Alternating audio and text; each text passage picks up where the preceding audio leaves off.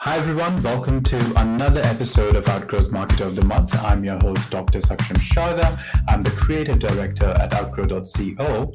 And for this episode, we'll be speaking with Corey Haines, who's the founder of swipefiles.com.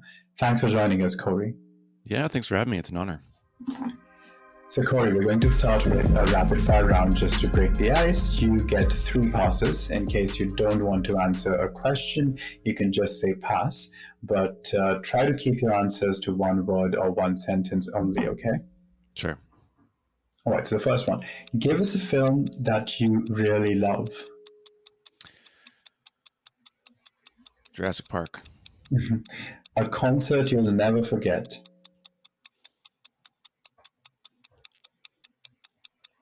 I've only been to a few, so I'd have to say my first one, seeing One Republic. What's your favorite meal? Oh man, I love a good ravioli. What's on your nightstand right now?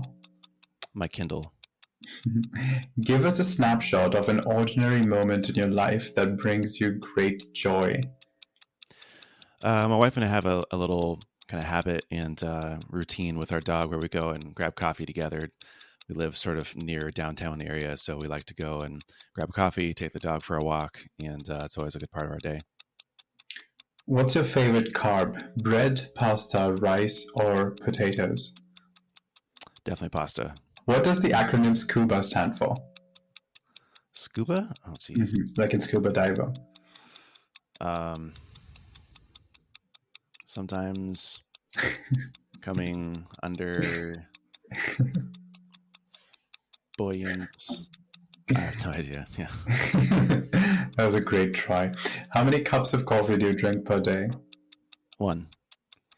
If everyone in the world had to get married when they reached a certain age, what would that age be? 23. Favorite type of muffin? Blueberry. And the last question is your favorite Netflix show? Ooh, that's difficult because Netflix changes the shows all the time. But right now, my wife and I are loving Love on the Spectrum. Okay, all right. All right, let's go on to the bigger questions. The first one is, so would it be safe to say a swipe file is a digital or physical folder in which you keep all of the brilliant marketing ideas you've come across over the years?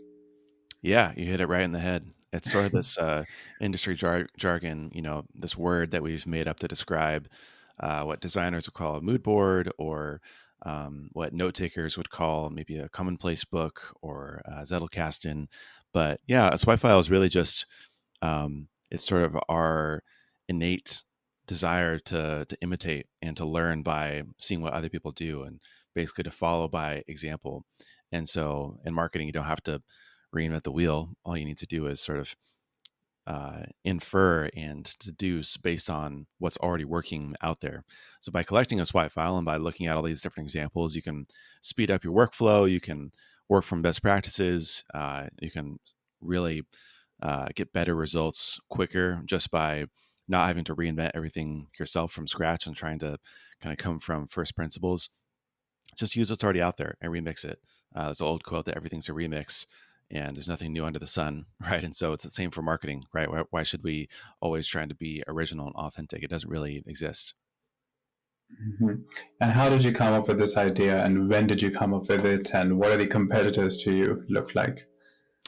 Yeah, the idea really came from my own struggles trying to keep a swipe file. So with SwipeWell, it's the SaaS that we created. I also have a site called Swipe Files that was originally what I was doing was I was writing these kind of in-depth commentary teardowns on good marketing examples that I would see out there. So basically break down step by step, here's what I like about this marketing example and what you can learn from it. So when I first started Swipe Files, I think I wrote about 40 in a row every week. And so I was just looking at different landing pages, ads, emails, breaking them down, publishing the teardowns. And what people kept asking me for was, hey, do you just have like a swipe file that I can subscribe to or that you can share with me that just has like all these examples? And so because I became known for being like the swipe file guy, all the time people are like, hey, I'm coming with a, reactivation email from my e-commerce store. Do you have any good examples that you've seen? I'm like, oh, geez, let me like go look through my swipe file. Oops, it's like impossible to find things because it's just like a Google Drive or it's a folder on my desktop, and or there's a label in my Gmail. So everything's in different places and it's really hard to search and filter. So when we started Swipewell, the thought was really just to have a single place for your swipe file. It has all the different components that you'd need across saving landing pages, ads, emails, screenshots, billboards, whatever you can basically pull a file, you can save it into your swipe file there. And then you can tag it and organize it in a way that you can actually find it. So you can actually use your swipe file later, because myself included, but a lot of people I talk to, they say, yeah, I have a swipe file, but I don't really use it or reference it because it's impossible to find anything useful based on what I'm looking for. So anyways, that kind of validated the idea for the software, which ended up helping us build Swipewell, which is going very well. And people, are actually we're seeing in the data, people are actually using the swipe file finally. So, what all this implies also is that inbound marketing itself necessitates ongoing maintenance to ensure that content is always relevant to customers' changing wants and needs. So, is there like a holistic strategy that can assist in meeting this evolving demand? Hmm. I think for building a spy file and just for keeping up with marketing in general, it's really important to keep tabs on yourself first and foremost. What do you see yourself changing behaviors? What do you see yourself gravitating towards? What do you see yourself responding to? What catches your attention? What do you find interesting? What are you noticing in the trends that other people are responding to? The really difficult thing about marketing is that no one wants to share the secrets about what works until about a year later. And then you have all the thought leaders and all these people publishing these case studies about a new innovative tactic. But if you really want to be cutting edge, you want to be on the frontier of what's really working, you have to be doing it yourself. You have to be inventing it. Otherwise, you're just waiting for everyone else to publish the case study, and then you adopt it and try it for yourself. So you'll always be behind. And so for me, I always try to keep tabs on, what are the how are the algorithms changing? How are people using different social networks differently? Which ones are gaining popularity? Which ones are losing popularity? What are the different strategies that seem to be working, or which ones are now just table stakes? Because you take any channel, right? You take something like Google and SEO, and people have been talking about, oh, links are dead, links don't matter anymore. And for a while, you sort of like you put that off, and you're just like, okay, I'll just accept that, and I'll just push that to the side. And then you realize, nope, this is actually Google still uses this, and they probably always will use this as some sort of ranking factor. But what's really cutting edge is maybe something like dynamically testing the search titles that pop up in search results, to get a better click through rate. If you're on the first page, and if you get a better click through rate, then you'll jump from maybe spot 5 to spot 2 or spot number 1, right? That's really cutting edge, but that takes someone to go and experiment and try that, and then again publish the case study. But you can do that. You can be the one sort of inventing that new tactic that can push the boundaries forward. Or you take channels like TikTok, right? I think a lot of people kind of just put it off, just thought, TikTok is for kids. Isn't that where people make videos of themselves dancing? No, it's actually evolved a lot. It has one of the most engaged and largest user bases in the world now. And there's a lot of people using it for a lot of other ways besides just dancing. In fact, you'll pretty much never see that if you actually create a TikTok account and you start scrolling through things, because their discovery feed is amazing, and it'll start learning from you. But you'll never see people dancing. Now it's a lot more storytelling. It's a lot more business advice. It's a lot more cool things people find. It's a lot of funny stuff, but it's a lot of really interesting things as well. So always keeping tabs on, oh, am I downloading TikTok right now? I should actually look at this, right? Or, what's up with the search result? I thought it looked different last week when I was looking at the same thing. Interesting. Maybe go look and see if I can look into Ahrefs and see history of changes in the search results. Things like that. If you're just paying attention to what you see in your own life, that can help you keep tabs with changing customer needs and dynamics and just where the industry is going as a whole.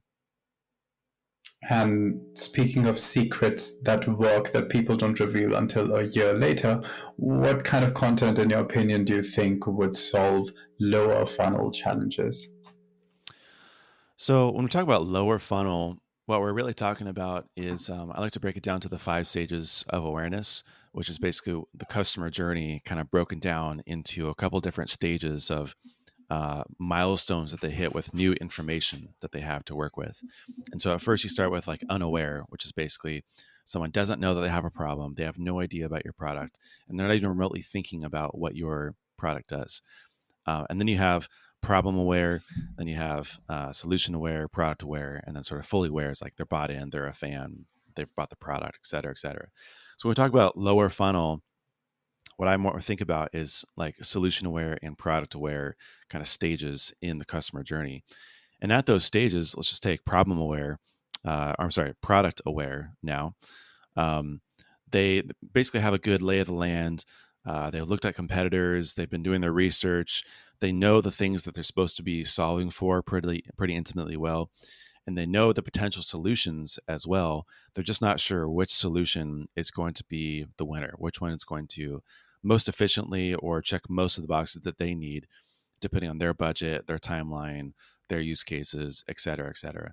So that type of content is inherently very product related. It's actually going to be very sales related because you're going to be saying, hey, here's how we compare to our competitor. Here's how we compare to this alternative way of doing things instead of building it yourself, instead of hiring someone to do this, instead of working with an agency. Use our tool, for example, right?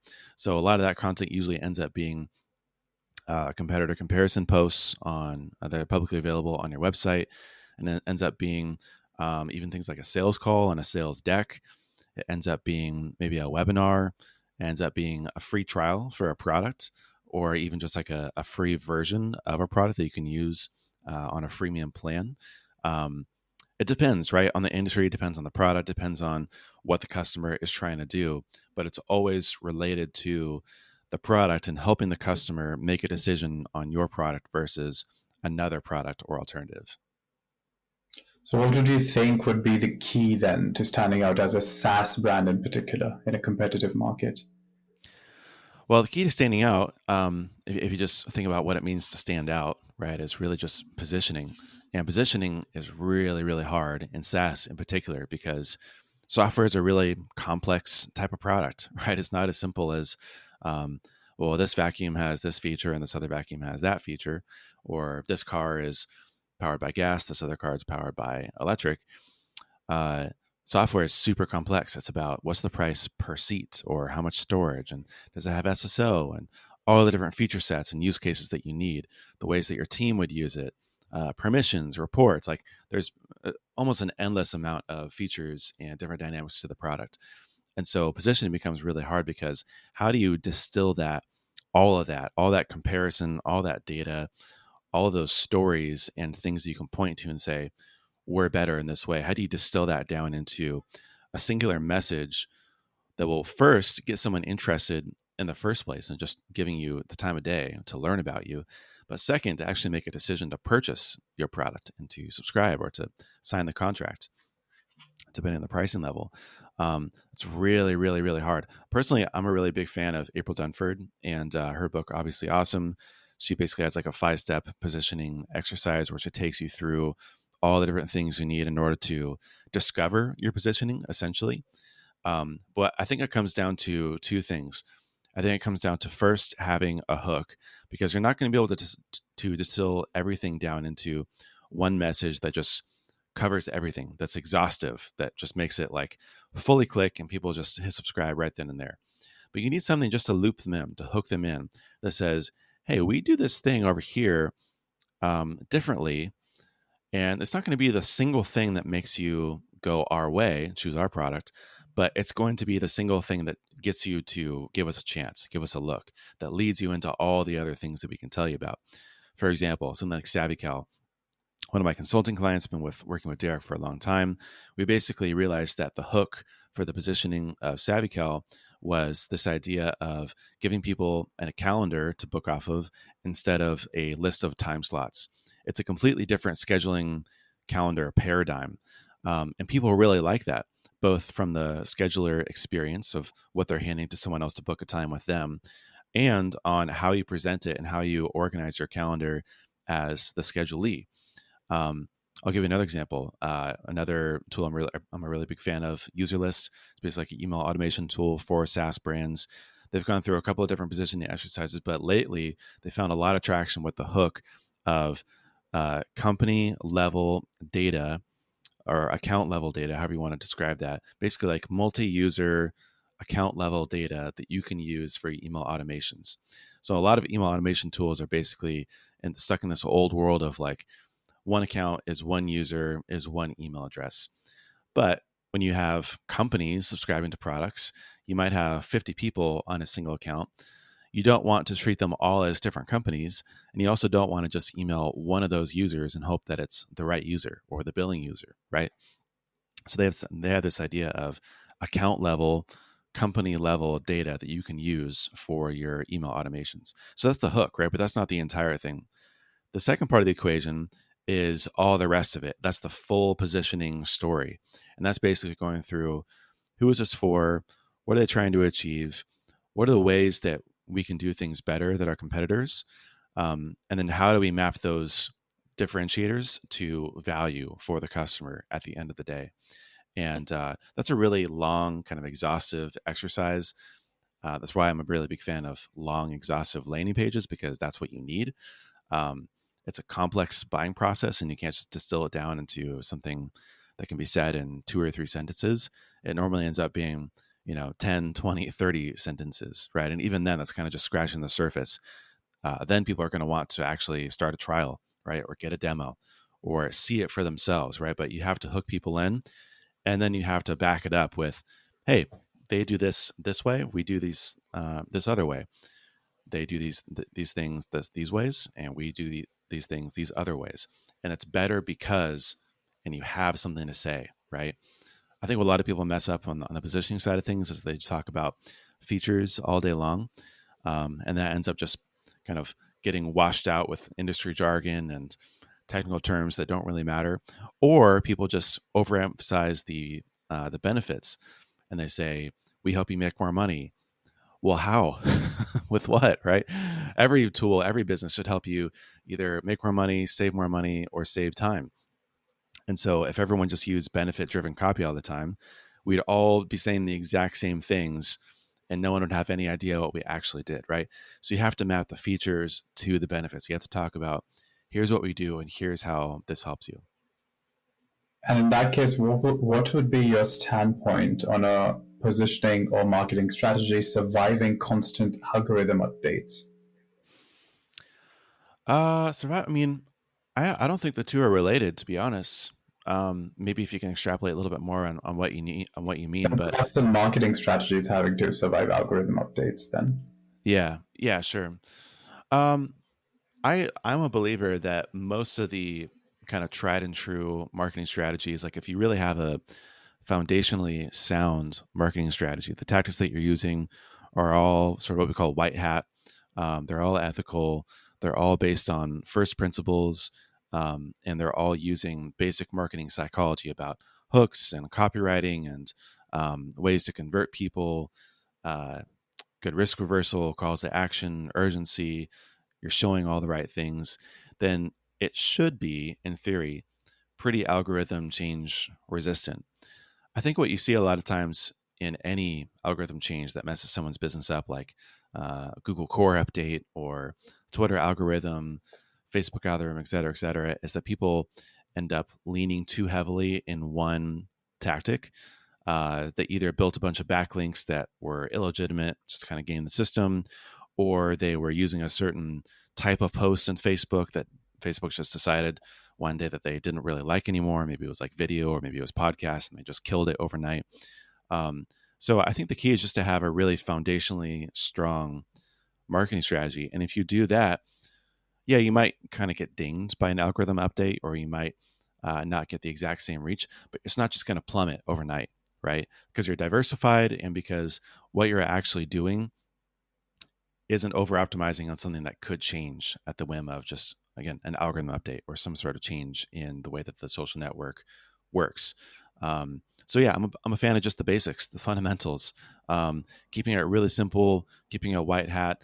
I've never known anyone personally who just did things really basically and had good success get hit with some sort of, massive downfall in reach, engagement, etc. It's always the kind of like gray hat slash, growth hacky kind of tactics that get dinged the most.